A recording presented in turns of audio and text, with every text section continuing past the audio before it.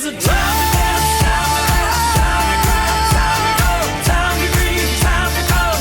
I still got time to go, time to hold, time to dream, time to go. Time, I gotta walk alone. I've got to walk alone. I've got to walk alone. I gotta walk alone. For now I gotta walk alone.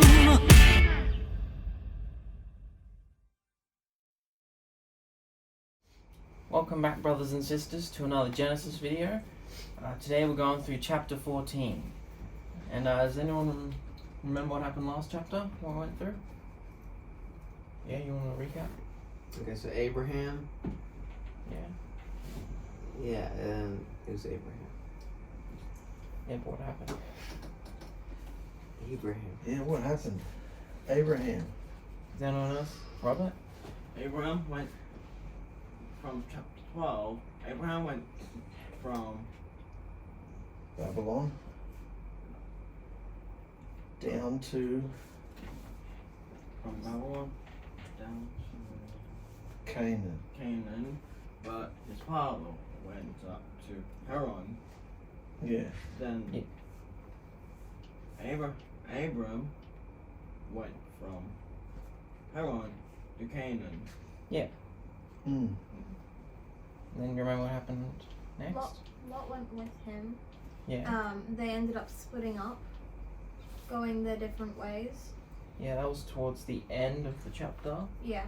And before that, they went to Egypt because of the famine, and there was some plagues and stuff because the Pharaoh was going to take Abram's wife because they said they were brother and sister. And yeah, they pretty much then they went back to the land of Canaan, that area, and Lot went off to live around near Sodom and Gomorrah, and that's where we're up to pretty much. So we'll get started. Micah, you want to read that whole slide? During this time, there were great wars between the nations near Abram, and some of the nations in Mesopotamian area. Amraphel was the king of Babylonia. Arioch was the king of Elasar. Ch14 was the king of Elam, and Tidal was the king of Goyim. All these kings fought a war against King Bera of Sodom, King Bersha of Gomorrah, King Shinab of Admah, King Shemaba of Zeboim, and King Shemaba of Zeboim, and the king of Bela. Bela is also called Zor.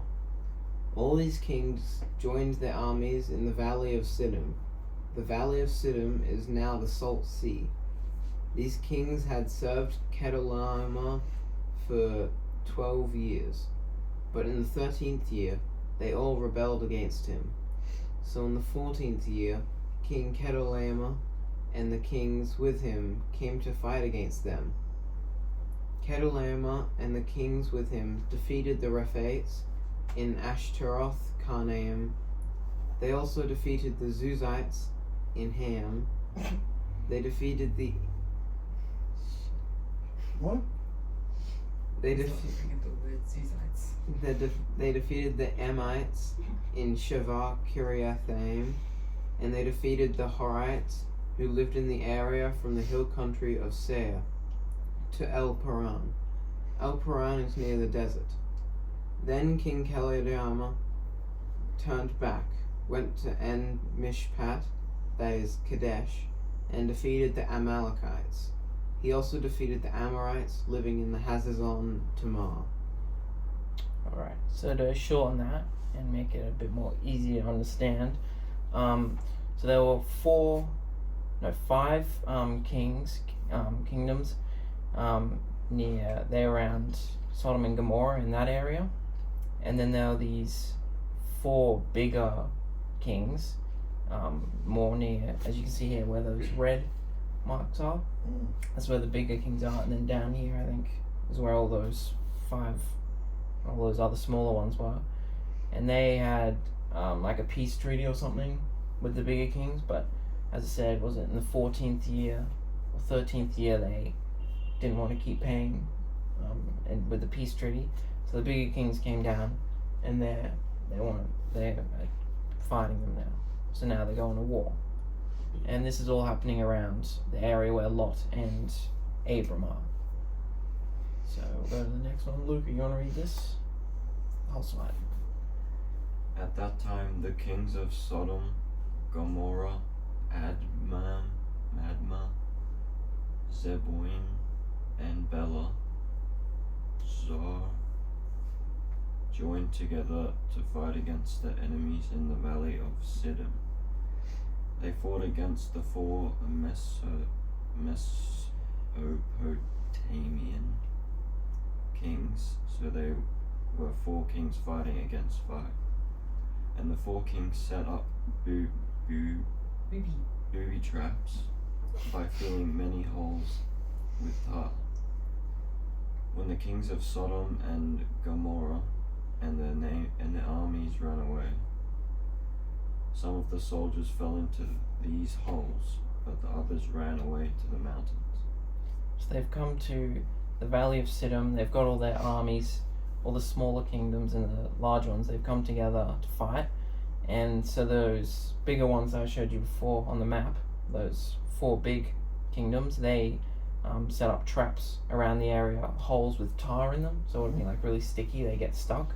And a bunch of the people from the smaller 5 nations fell in and got trapped. But as I said, a couple of them have run away to the mountains, and we'll see what happens next. Pina. So, Ch14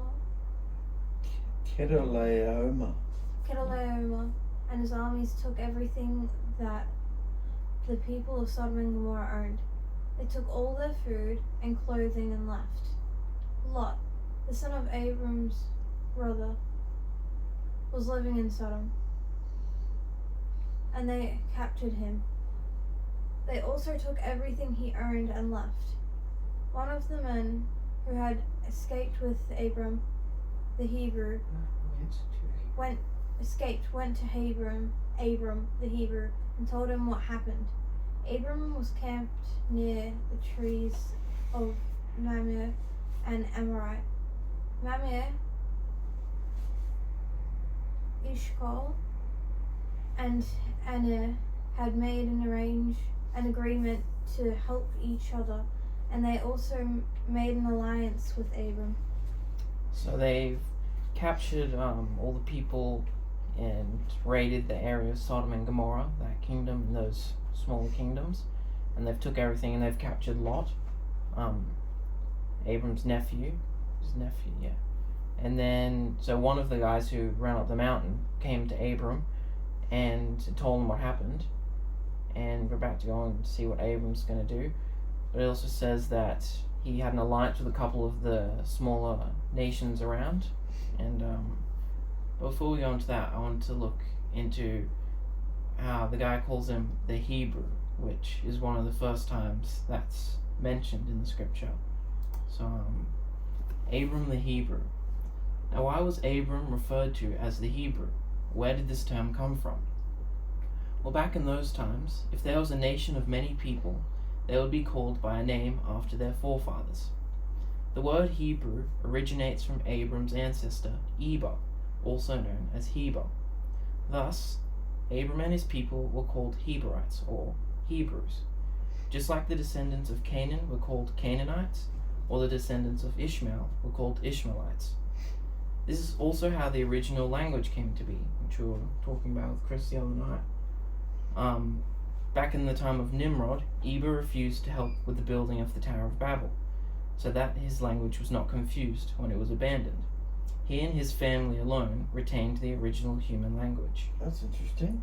So that's why he would have, and another reason why, another interesting fact is the word Hebrew means the other side, or to cross over, which is exactly what Abram and all those who were traveling with him did when they crossed the Euphrates River to get from to Haran, and then to the land of Canaan. So this may also be part of the reason why they were called the Hebrews. So that's a couple of reasons why he would have been called a Hebrew. So Abraham's ancestors refused to get involved with the Tower of Babel, so their language stayed pure. Yeah.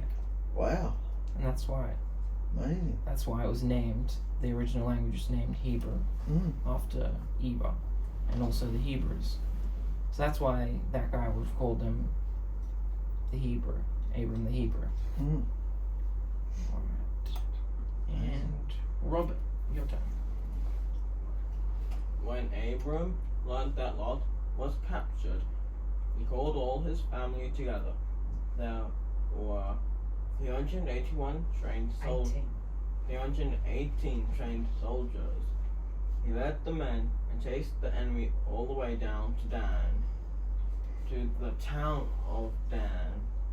That night, he and his men made a surprise attack against the enemy. They defeated them and chased them to Ubar, north of Damascus. Then Abram brought back everything that the enemy had stolen, as well as the woman and servants, his nephew Lot, and everything Lot owned. So they've gone. Abram's heard about what's happened, and now he's gone, and he's gone and gathered all his family together, all the people that were with him, and there were 318 of them, and they went up against all those 4 big nations, and they won. They defeated them and got everything back. They got his nephew, all the loot and everything from those smaller kingdoms. And interestingly, Abram chooses to take only 318 of his own men to go to fight with the kings and rescue Lot, even though it says that he had made alliances with some of the surrounding nations, meaning they would have happily provided their help if needed. So remember how it said before, there was a couple of nations there that had made alliances with him, they were helping him out.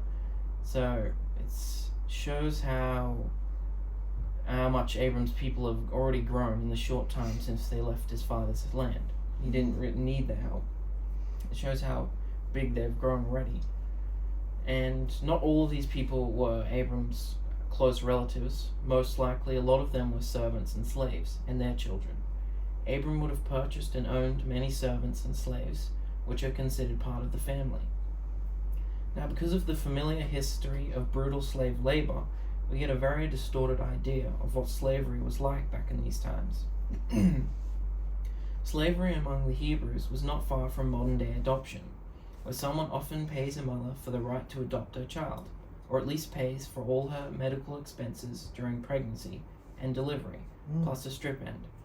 So even though direct children of Abram certainly had authority and rights over it, rights of inheritance above these slaves and the children born to these slaves were not maltreated. They were usually valuable and beloved members of the clan, and generally given respect and love. That's interesting. So they would have been, a lot of them, because as we know, Abram hasn't got any children yet. He hasn't got any, it's just him, a couple of his family members, and so a lot of them would have been slaves and servants, but it wasn't like they weren't maltreated or hurt or anything. They were like family pretty much. They just had a job to do, and they weren't abused or They were still anything taken like that. care of, weren't they? Yeah. So as I said, it was like an adoption, like if they were adopting a child. So if a slave had, or a servant had a child, it was basically like adopting their child to be a servant. It's a great way to think of it. But because of all the, everything that's happened in the past now, all that, everyone gets confused about it and thinks it's all harsh, but it really wasn't. Micah. Then Abram went home after he defeated 𝗙𝗪𝗪 and the kings with him. On his way home, the king of Sodom went out to meet him in the valley of Ch14. This is now called King's Valley. Melchizedek, the king of Shalem, and a priest of the Most High Elohim, also went to meet Abram. He brought bread and wine. He blessed Abram and said, Abram, may you be blessed by Yahuah, the Most High, the one who made heaven and earth.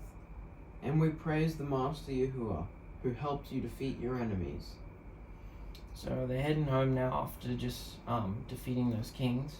They've got all the stuff with them, all those people from those nations. And then this guy just shows up out of nowhere, Melchizedek. And it says he's a king and a priest. And he just comes up and blesses Abram. And Luke, you want to read that one? Abraham was so amazed and in awe that he gave Melchizedek 1/10 of everything he owned.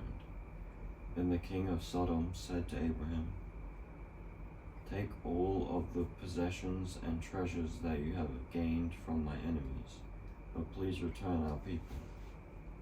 But Abraham said to the king of Sodom, "I promise to Yahuah, the one who made heaven and earth, I promise that I will not keep anything that is yours, not even a thread or a sandal strap. I don't want you to say, 'I made Abram rich.' It is only Yahuah that makes me rich and victorious, no one else. The only thing I will accept is the food that my young men have eaten on the journey." So Abram knew that the king of Sodom was wicked, and he didn't want anything to do with him. So there's a bit of you can see a difference between Melchizedek. He offered him 1/10 of everything he owned, and then there's this guy, the king of Sodom. He didn't want anything to do with him. He wouldn't keep any of the stuff. He gave it all back. The only thing he kept was what they ate on the journey. And we'll look into Melchizedek now. So who is Melchizedek? Well, Melchizedek isn't actually a name. It is a title, meaning king of righteousness and sovereign of peace. It is similar to today if you were to call someone Mr., Mrs., Sir, Doctor, etc. These are all titles. They are not part of the person's actual name. Thus, Melchizedek is also just a title, not this man's actual name. So who was he then? There are a few theories about who this mystery man is. Some people think he is Shem, Noah's son. Remember him? He was on the ark he was one of Noah's 3 sons. Many believe this because Shem would have still been alive at that time, and he would have been a likely person to become a priest, as he was one of the few people who had witnessed the world before and after the flood, thus having a strong understanding of good and evil, and having a strong belief in Yahuah, knowing what he can do. Because he was on the ark, he saw the wickedness that was in the world before the flood, and now he's seeing what's afterwards. He's seeing what Yahusha was capable of, what he would do. And he was the pure bloodline as well. He continued the pure bloodline. So he would be a likely person to be going around and become a priest. Although Shem probably was going around teaching and being a priestly sort of figure, if we read chapter 7 and 8 of Hebrews, written by the Apostle Paul, we can see that this Melchizedek is not Shem, and that it is actually someone else very important. Mike, you want to read that? Our hope in Yahusha is like an anchor for us, strong and sure, and keeps us safe. It goes behind the veil, and Yahusha has already entered there and opened the way for us, becoming our high priest forever, in the order of Melchizedek. Melchizedek was the king of Shalem and the priest of the Most High Yahuah. He met Abraham when he was coming back from defeating the kings. That day, Melchizedek blessed him. Then Abraham gave him 1/10 of everything he had. The name Melchizedek has 2 meanings. First, it means king of righteousness, divine justice and purity, and king of Shalem, king of peace. Having no father or mother, or genealogy, or beginning of days or end of life, he appeared as the son of Yahuah, and remains a priest for all time. You can see that Melchizedek was very great. Abraham, our great ancestor, gave him 1/10 of everything he won in battle. Now the law says that those from the tribe of Levi who become priests must get 1/10 from their must get 1/10 from their own people, even though they and their people are both from the family of Abraham. Melchizedek was not even from the tribe of Levi, but Abraham gave him 1/10 of what he had. And Melchizedek blessed Abraham, the one who had Yahuah's promises. And everyone knows that the more important person always blesses the lesser important person. Those priests get 1/10, but they are only men who live and then die. But Melchizedek, who got 1/10 from Abraham, continues to live forever, as the scriptures say. Now those from the family of Levi are the ones who get 1/10 from the people. But we can say that when Abraham paid Melchizedek 1/10, then Levi also paid it. Levi was not yet born, but he already existed in his ancestor Abraham when Melchizedek met him. The people were given the law under the system of priests from the tribe of Levi. And Pina, you want to read this one? But no one could be made spiritually perfect through that system of priests. So there was a need for another priest to come, a priest like Melchizedek, not Aaron. And when a different kind of priest comes, then the law must be changed too. We are talking about our master Yahusha, who belonged to a different tribe. No one from that tribe ever served as a priest at the altar. It was clear that Yahusha came from the tribe of Judah, and Moses said nothing about priests belonging to that tribe. And these things become even clearer when we see that another priest has come who is just like Melchizedek. He was made a priest, and not because he had to meet the requirements of being born into the right family. He became a priest by the power of a life that will never end. This is what the scripture says about him. You are a priest forever, according to the order of Melchizedek. The old order of Levi is now ending because it was weak and the men kept dying. And the law of Moses could not make anyone perfect, but pointed to a better hope that's being given to us. And with that hope, we can come near to Yahusha. Also, it is important that Yahuah made a promise with an oath when he made Yahusha the high priest. For when those other men became priests, there was no oath. But Yahusha became a priest with Yahuah's oath. For Yahuah said to him, Yahuah has made a promise with an oath and will never change his mind. You are a priest forever according to the order of Melchizedek. So this means that Yahusha is the guarantor of a new, better blood covenant between Yahuah and his people.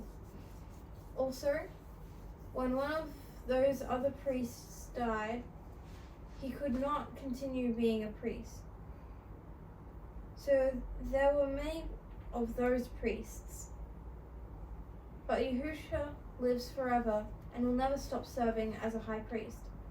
So Yahusha can deliver those who come to Yahuah through him. Yahusha can do this forever, because he always lives and is ready to help people when they come before him. So we just read through that now. Paul wrote that, and we'll see now.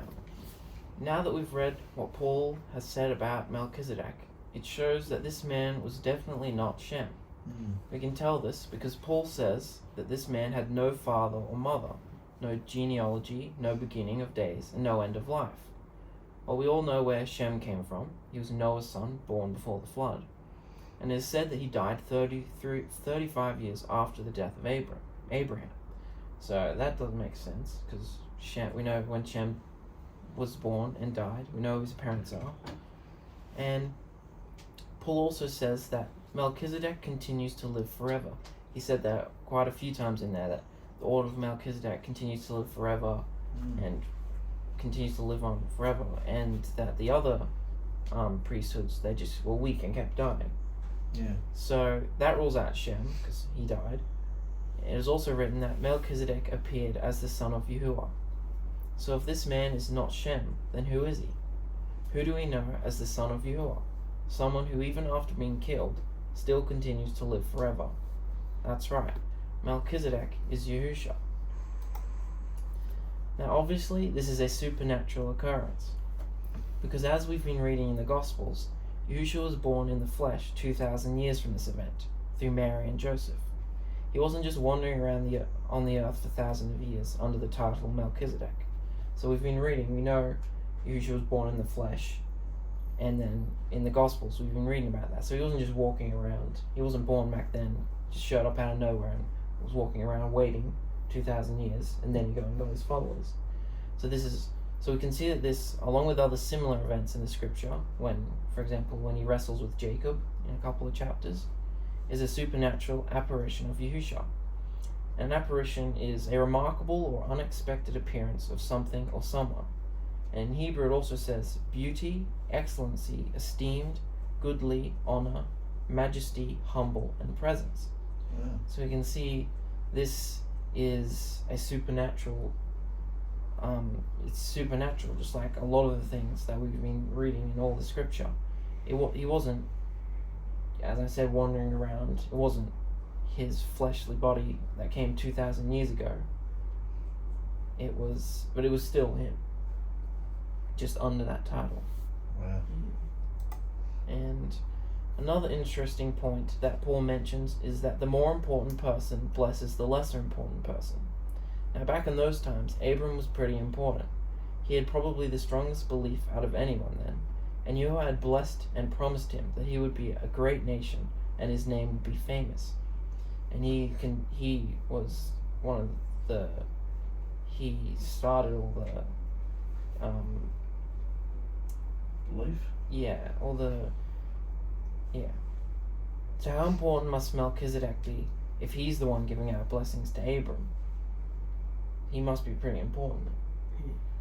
This all shows that this really was Yahusha, our high priest, making a supernatural appearance to Abram. Yeah. So that's who Melchizedek was. Who was Yahusha. And unlike Abram, we are incredibly lucky to have an altar, our portal, with us at all times, and can communicate with our amazing Creator and Deliverer continuously, just as He wants us to. Look how much belief and love Abraham had for Yahuah, and he didn't even have his spirit like we do. So you can just imagine how Abraham would have felt if he was able to talk, praise, sacrifice to Yahuah non-stop, whenever and wherever. And we must also know that Yahusha, just as Paul says, is always ready to help people when they come before him. He loves us and wants to help us at all times. But if we take our portal, our way of communication, praise and sacrifice for granted and not come before him, is he going to be able to help us? No. So you can see how much love and awe he had whenever Yahusha did anything for him. And he didn't even have his spirit. He just had to build little stone altars wherever he went to praise him and to sacrifice, just to talk to him. So imagine how he would have felt if he could just do it non-stop like we can. So we shouldn't take it for granted. We should always talk to him and listen to him, do what he says, so he can help us, like Paul said, because he always wants to.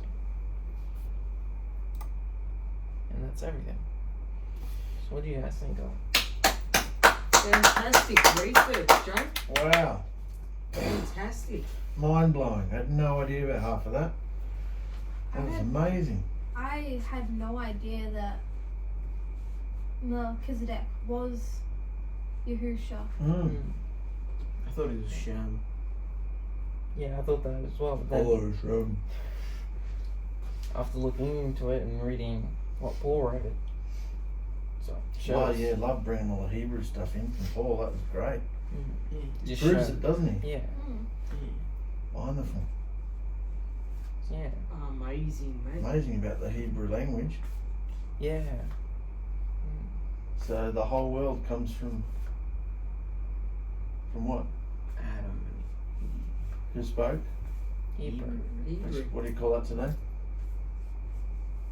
Jewish. Jewish. Yeah. So the whole world is? Jews. Jewish. Makes sense, doesn't it? Yeah. And Joe's just proved it. Amazing. Thoroughly enjoyed all that research. We went all the way around the world and I loved it. I got brain freeze. Amazing. Brain fried. Totally impressed, Joe. Amazing. Well done, mate. Very fresh. Yep. Very concise. Thanks. Amazing. Amazing. Is that all? You guys want anything else? Can't add anything to what you Oh, just yeah. you just Yeah. blew our Definitely. brains out. Yeah, I think of that. Amazing. Okay. Well, thank you, brothers and sisters, for joining us again for another Genesis, and we'll be back next week. See you then. Yeah. Bye.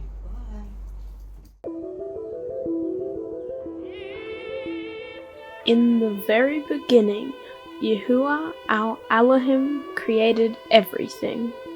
The dimensions, the universe, the earth, all things seen and unseen. And Yahuah saw that the earth had become an unshaped emptiness of doom and gloom. So he hovered over its surface like a gentle breeze and said, Light. and the vibration and frequency of his living word cut through the darkness of the planet, filling it with the radiance of his goodness and his There's a poet in me that remembers, and there's an honesty in every word. There's a dancer that feels her own beat, and there's a daughter who loves. There's a sinner in my bones, and there's a joker in my head, and there are sorries that I have never said. But there's a time to dance, time to laugh, time to cry, time to go, time to grieve, time to come. Oh, I still got time to fold, time to hold, time to play, time to grow. But for now I gotta walk alone. I gotta walk alone. There's a tightrope that I've been walking. There's a daisy in my hair. There's a heartbreak that has taught me a war is raging, and there's only love and fear. There's a sadness in my confessions. There's a healer howling at the moon, and there's a gypsy in me that keeps on roaming, and there's an anger as I get closer to the truth. But there's a time to dance, time to laugh,